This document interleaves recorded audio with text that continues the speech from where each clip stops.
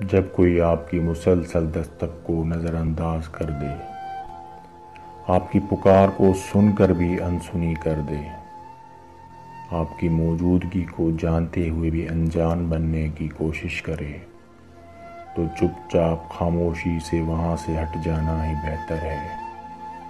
مسلسل دستک اپنے ہی ہاتھ زخمی کیا کرتی ہیں۔ کسی کو مسلسل پکارتے رہنے سے اپنا ہی گلا بیٹھتا ہے۔ نظر انداز ہونے کی تکلیف خود ہی سہنی پڑتی ہے۔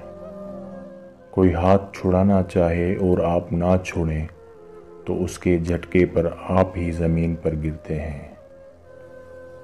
اگلے کی مدد سمجھ کر ہی صحیح ایک طرف ہٹ جانے میں بہتری ہے۔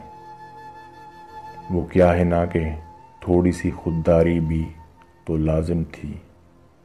جس نے ہاتھ چھڑایا ہم نے نہ چھوڑا، لیکن اپنے دل، کان اور دروازے کو صدا دینے والوں کے لیے ہمیشہ کھلے رکھیں، تاکہ یہ تکلیف آپ کی ذات سے کسی اور کا نہ پہنچے، تاکہ یہ تکلیف آپ کی ذات سے کسی اور کو نہ پہنچے۔